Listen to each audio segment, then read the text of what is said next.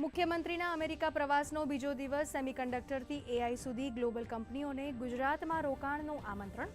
ગુજરાતને long term partner તરીકે અપનાવવા કર્યું આહ્વાન.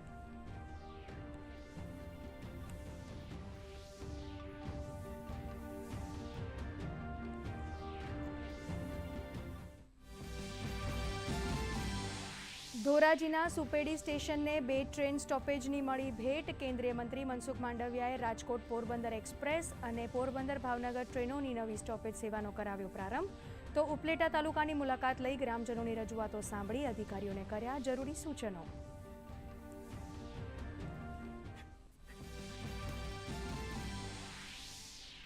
સુરતના વરાછા ફૂડ પોઈઝનિંગ મામલે આરોગ્ય વિભાગ એક્શનમાં. 5 વર્ષની બાળકીના દુઃખદ અવસાન અંગે આરોગ્ય મંત્રીએ અસરગ્રસ્ત પરિવારને પાઠવી સાંત્વના.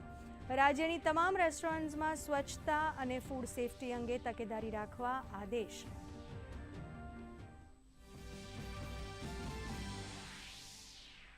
રાજ્યના નાગરિકોને સ્વાસ્થ્ય સાથે ચેડા કરતા એકમો સામે સરકારની લાલ આંખ. શ્રાવણ માસ દરમિયાન ફરાળી ખાદ્ય પદાર્થો પર સુરત માનપાની તવાઈ. શિંગોડા મોરિયા રાજગરાના લોટના સેમ્પલ લેવાયા. લેબ રિપોર્ટ બાદ વેપારીઓ સામે થશે કાર્યવાહી. તો પાટણમાં શંકાસ્પદ લાલ ચટણીનો 678 કિલોગ્રામ જથ્થો કરાયો સીઝ. અમદાવાદ સાયબર ક્રાઇમની મોટી કાર્યવાહી. રૂપિયા 1.5 કરોડના સાયબર ફ્રોડની તપાસમાં મોટો ખુલાસો. ઓટીપી સર્વિસથી સાયબર ઠગાઈ. 21,900 ઓટીપી પાકિસ્તાનના શખ્સને અપાયાની મળી માહિતી. 4,500 સિમ કાર્ડ ખરીદનારા 2 આરોપીઓની પશ્ચિમ બંગાળથી કરાઈ અટકાયત.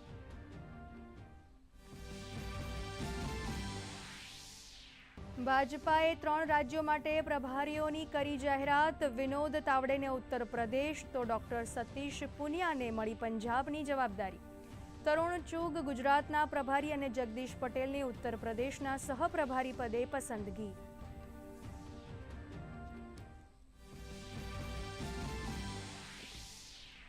કેન્દ્ર સરકારે અર્જુન પુરસ્કારની કરી જાહેરાત. આઈ અરુમાનગયમને લાઈફ ટાઈમ અર્જુન એવોર્ડથી નવાજાયા. તો ભારતના કોમનવેલ્થ ગેમ્સ 2026ના હીરો તેજસ્વીન શંકર અને બોક્સર નરેન્દ્ર બેરવાલ યાદીમાં ટોચ પર.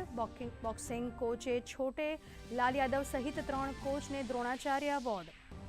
રાજ્યમાં હાલ વરસાદની 5 સિસ્ટમ સક્રિય થતાં આગામી દિવસોમાં વરસાદી માહોલ રહેશે યથાવત. દરિયાકાંઠાના વિસ્તારોમાં ભારે પવન સાથે વરસાદની શક્યતા. તો અમદાવાદમાં વાદળછાયા વાતાવરણ સાથે સામાન્ય વરસાદની આગાહી.